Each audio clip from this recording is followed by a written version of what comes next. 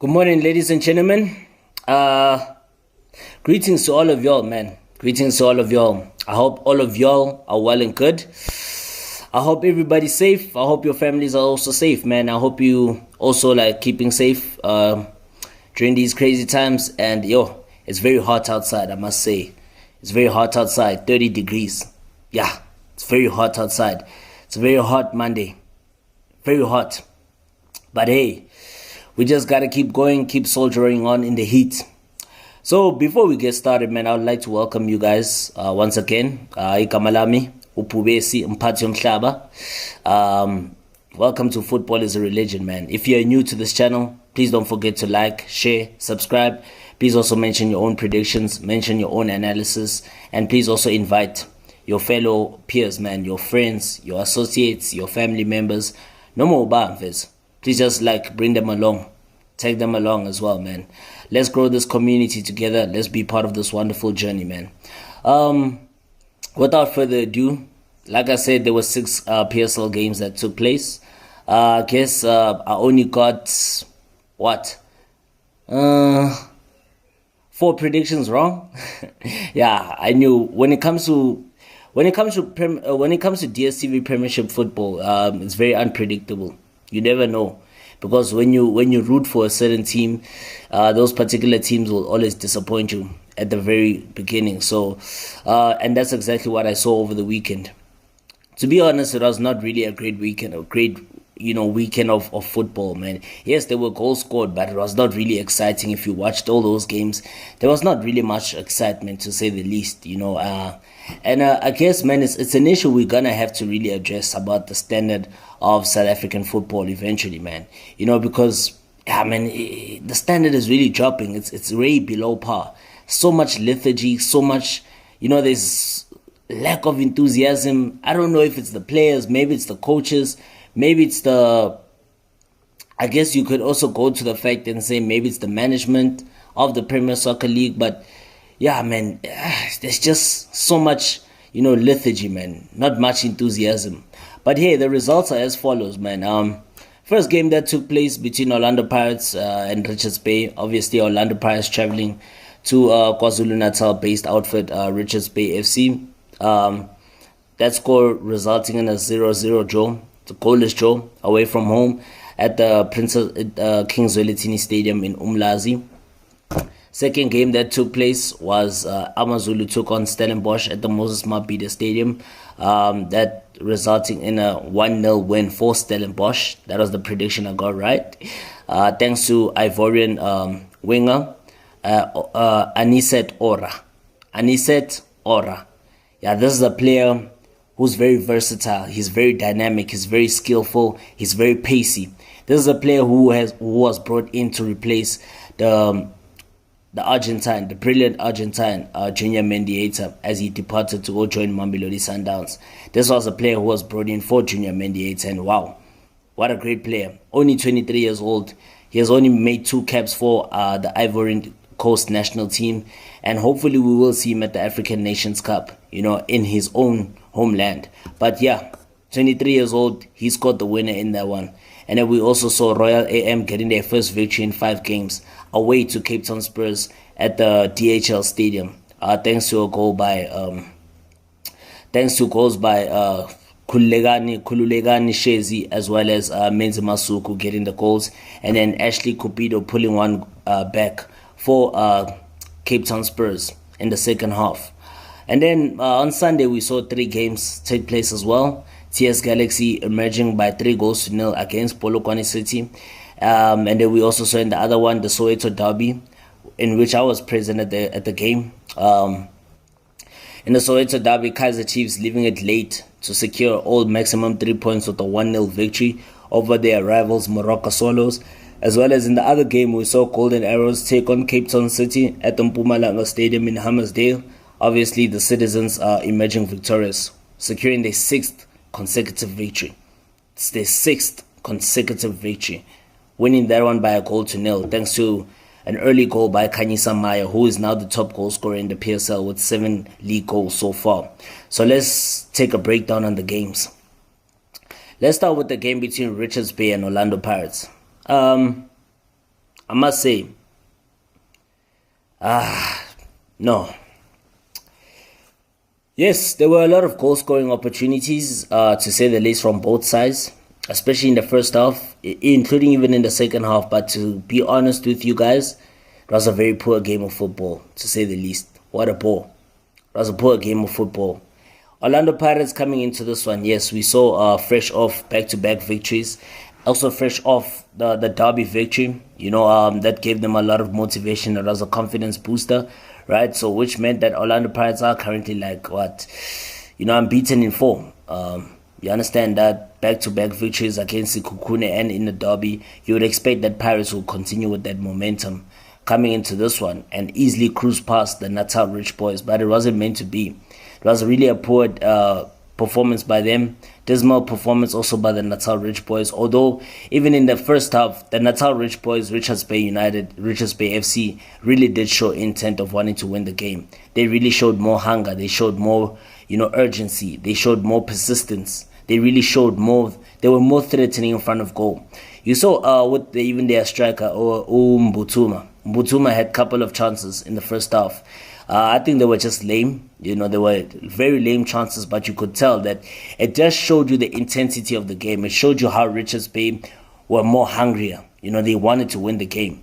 Mbutuma he forced 3 saves.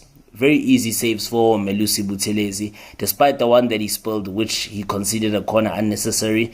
The best chance in the half obviously fell for Utulani Kumede of Richards Bay FC as he cut in onto his favorite right foot, unleashing a powerful shot, which was saved comfortably, which was a proper save, a decent save by Melusi Buthelezi. I guess he made a couple of wonderful saves for Orlando Pirates, keeping them in the game. And then we saw also Vincent Pule came into this one making his first start of the season. Remember, he was out with a lengthy injury, so this was his first start of the season. And I must say, he really played.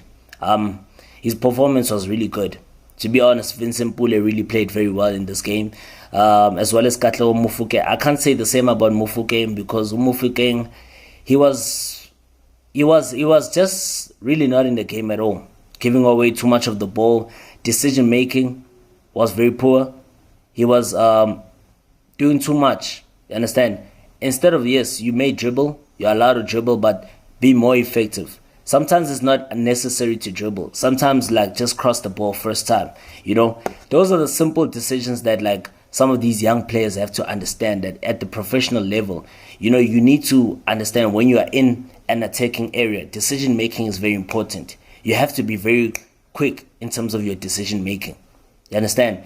And hopefully this boy made it. I hope he did well on his trials at Wolverhampton Wanderers, the Premier League side. We all hope he did. Who are in action against Fulham at Craven Cottage tonight.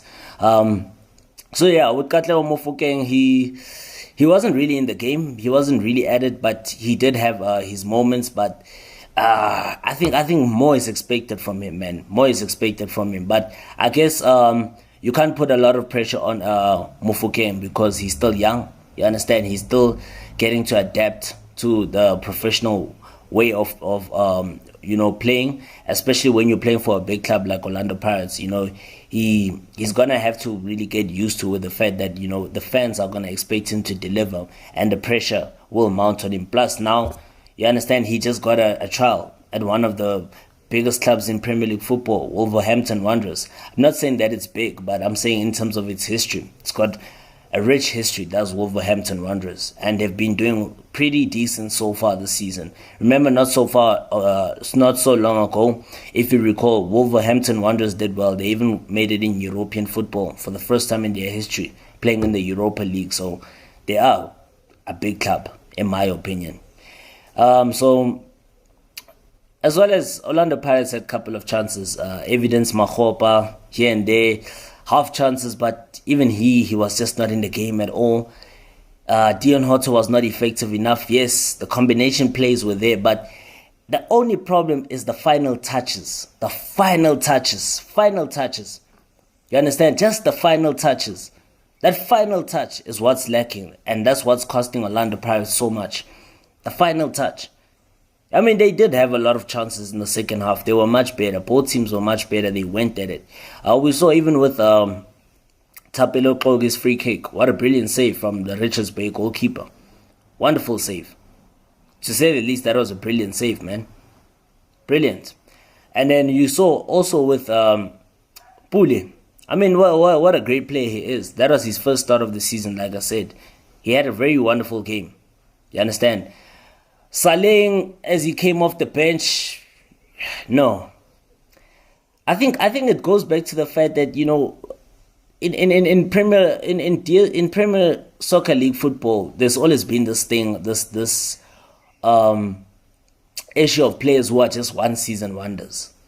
You know, because Saleng he's really not at it at all, man. He really didn't really do much for the team, man. He really did not, like, you know, add that spice, man, add that layer, you know, to the team, you know, because like he was really not in the game at all. He really didn't bring much to the game as he came off the bench. Maybe he was not.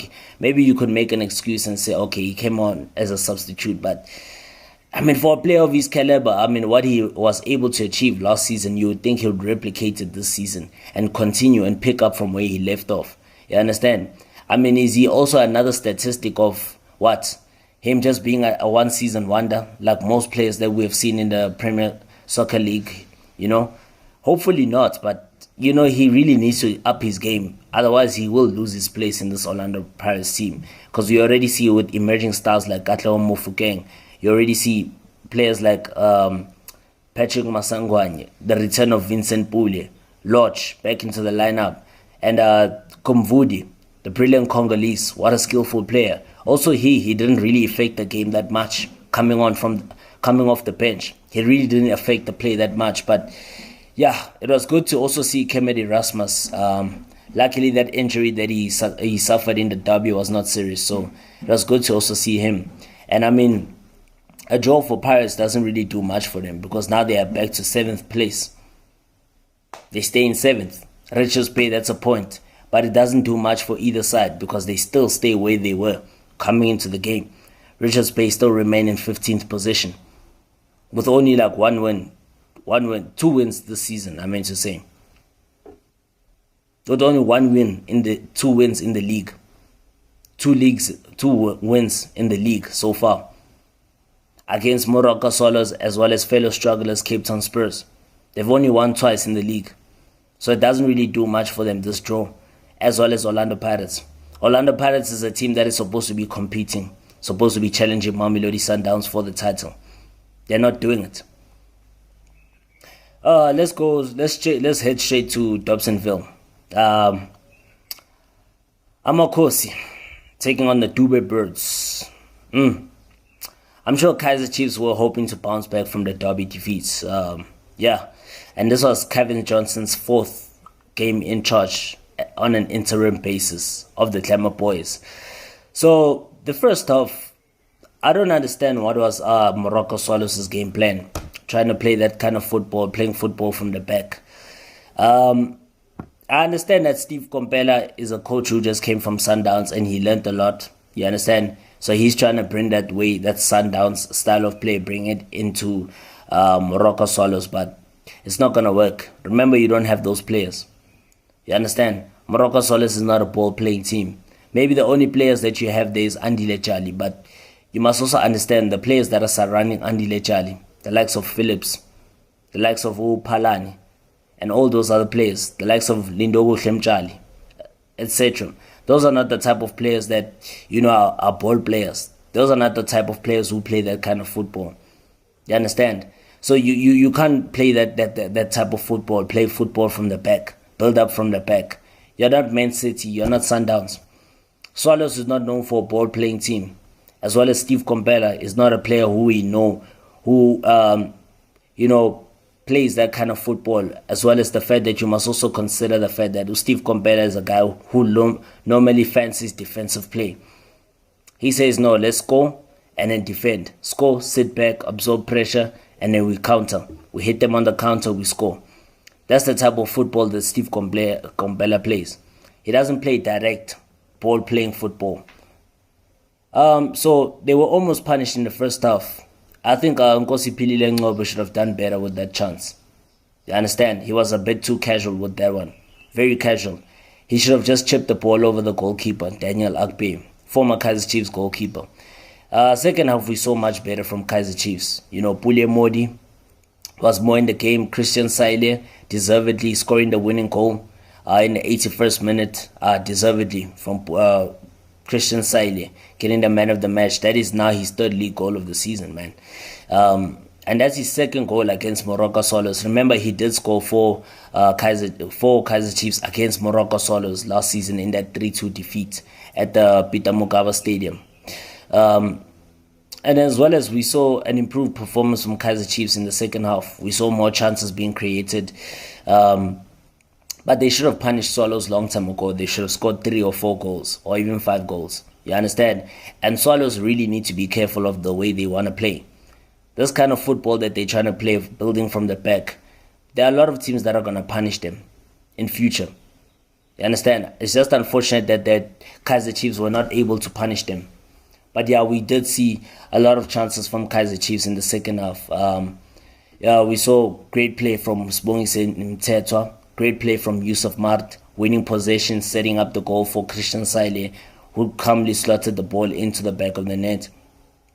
Now that's 3 points for Amakosi, which sees them go on to sixth position. Now they are in the top half of the table. That's their 5th league win of the season. They're just like a point behind their fellow Soweto rivals, Morocco Swallows, who are in 5th. You understand? And yeah, man, it's crazy how 3 points can just change your fortunes out of nowhere. And then look at Cape Town City.